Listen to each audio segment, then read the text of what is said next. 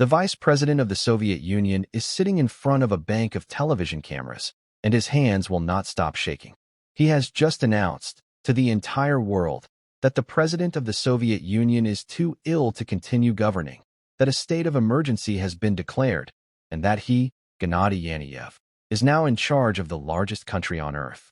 A journalist asks him, flatly, whether this is a coup. Yaneyev insists it is not. His hands, live on camera, disagree with him.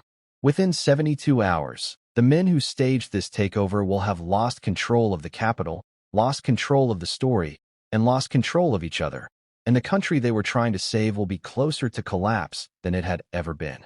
This is the August Coup of 1991, and it remains one of history's great examples of a plan falling apart, not because the opposition was strong, but because nobody running it could agree on what they were actually doing. To understand how the leadership of a nuclear superpower ended up broadcasting a trembling hand to the entire planet, you have to go back a few years to a Soviet Union that was quietly coming apart at the seams. Mikhail Gorbachev had spent the back half of the 1980s trying to save the Soviet system by loosening it, introducing glasnost, a policy of openness, and perestroika, a program of economic restructuring. The intent was to modernize a creaking superpower.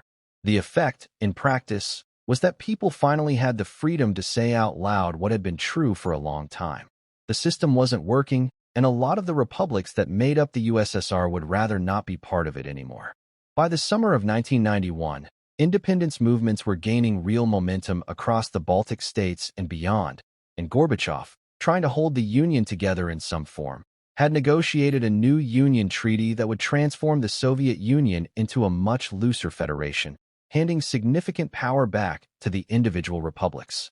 The treaty was scheduled to be signed on August 20th, 1991, and a small group of senior Soviet officials, people who had spent their entire careers inside the old system, decided that signing it would mean the end of everything they had built their lives around. So, days before the signing, while Gorbachev was on vacation at his dacha in Foros, on the Crimean coast, they decided to stop it. The group called itself the State Committee on the State of Emergency, and it included some of the most powerful men in the country: the head of the KGB, the Minister of Defense, the Minister of the Interior, the Prime Minister, and Vice President Yaneyev himself. Their plan, broadly, was to isolate Gorbachev, declare a state of emergency, freeze the treaty, and restore central control. It was an enormous undertaking. It also, from the very first hour, went wrong in a way that would define everything that followed. On August 18th, a delegation from the group flew to Gorbachev's dacha and cut off his communications with the outside world, leaving him with no working phones. They presented him with a stark choice: sign a decree declaring the state of emergency himself, hand over power temporarily, or resign outright. Gorbachev refused all three. By most accounts, he was blunt about it, in language that did not require translation to understand his opinion of the plan or the men proposing it. The delegation left without a signature, without a resignation, and without any of the legal cover a takeover like this needed to look even remotely legitimate. They flew back to Moscow anyway and proceeded as if they had gotten what they came for. The next morning, state television interrupted its usual programming to announce that President Gorbachev was too ill to continue his duties, that Vice President Yaneyev was assuming presidential powers, and that a state of emergency was now in effect. Tanks began rolling into central Moscow, and almost immediately, the operation started showing cracks that no amount of official messaging could paper over. For one thing, a huge number of the soldiers being sent into the city had no real idea what they were supposed to be doing there. Tank crews, expecting some kind of hostile confrontation, instead found ordinary Muscovites walking up to them, striking up conversations, and in more than one documented case, handing them flowers. Nobody had told these soldiers who exactly they were meant to be fighting, because the plotters themselves didn't entirely agree on that either.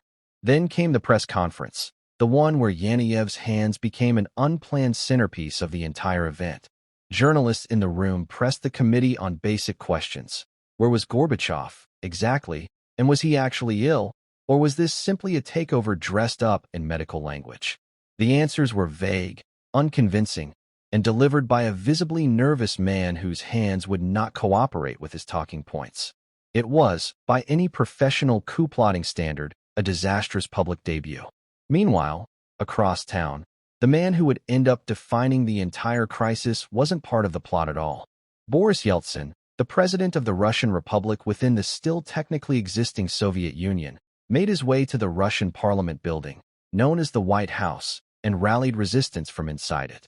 In one of the most replayed images of the entire 20th century, Yeltsin climbed on top of one of the tanks sent to surround the building and delivered a defiant speech condemning the takeover, calling for a general strike, and urging the military not to turn on its own people. It was the kind of moment coup plotters are supposed to prevent from happening. The plotters had every opportunity to stop his convoy from reaching the building in the first place, and simply didn't, because coordination between their own security forces was falling apart almost as fast as their press conference had. Over the next 2 days, the plot's remaining pillars started giving way one at a time.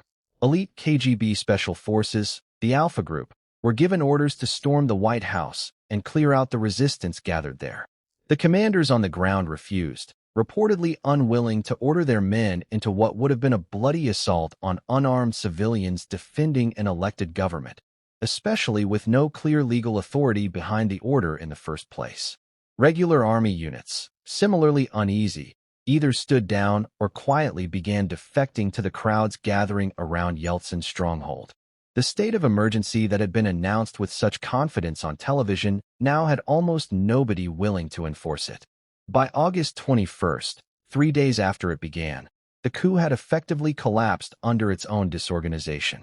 With no military backing left and no public support to speak of, several of the plotters flew back to Foros to see Gorbachev in person, hoping to salvage something.